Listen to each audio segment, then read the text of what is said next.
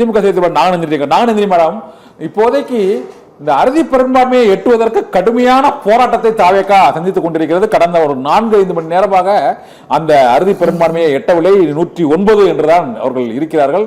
இன்னும் 10 இடங்கள் அவர்களுக்கு தேவைப்படுகிறது. 108 இடங்களிலிருந்து ஒரு 10 இடங்கள் தேவைப்படுகிறது. இதில் திமுக கூட்டணி கட்சிகளிலும் அந்த 10 எம்எல்ஏக்களை பெற்ற ஒரே கட்சி இல்லை.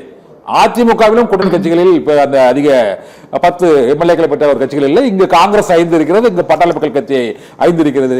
இப்போது புகழேந்தி சார் என்ன சொல்றாருன்னா, அது அங்க டெல்லியில இருந்து ஒரு கவர்மெண்ட் ஃபார்ம் ஆவதற்கு வாய்ப்பு இருக்கிறாரு. நீங்க என்ன ஃபீல் பண்றீங்க? அதற்கான வாய்ப்புகள் இருக்குதா? புகழேந்தி சாரோடய ஒத்துப்பாரு சார். அது எந்த மாற்றங்களும் இல்லைன்னு நினைக்கிறேன். அவங்களை இயக்கிறதே அங்கிருந்துதான் இயக்குறாங்களா அப்படிங்கிற சந்தேகம் ரொம்ப நாளாவே இருக்கு சார்.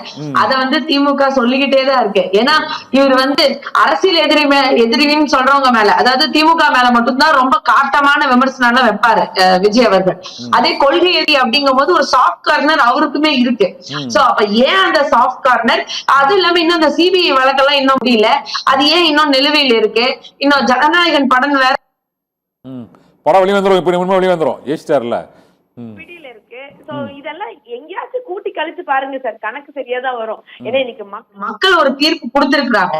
ஆனா அந்த தீர்ப்பை தக்க வச்சு, ஆமா நான் உங்களுக்காக ஒர்க் பண்ண வந்திருக்கேன்ற அந்த பிளேவை விஜய் அவர்கள் பிளே பண்ணுவாரான்ற டவுட் எனக்கு இருக்கு சார்.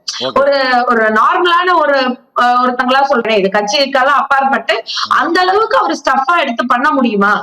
பண்ணணும் அப்படிங்கறது புகழேந்தி சார் ரொம்ப அழகா சொன்னாரு. ஆனா பண்ணுவாரா அப்படிங்கிற சந்தேகம் எனக்கு இருக்கு. அப்படி இல்லாம சரி, இப்ப நீங்க சொன்ன மாதிரி இங்க காங்கிரஸ் ஒண்ணு இருக்கு, அங்க பாமக ஒண்ணு இருக்கு.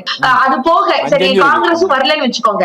அப்ப பிஞ்சு நிறைய ஒரு கூட்டணி கட்சிகள் ஒன்று சேருதுன்னா அவங்களோட கொள்கை எல்லாம் ஒத்து செயலாற்றுற அளவுக்கு இவருக்கு முடியுமா? விஜய் அவர்கள் கரெக்டா அதை எடுத்துட்டு போவாங்களா?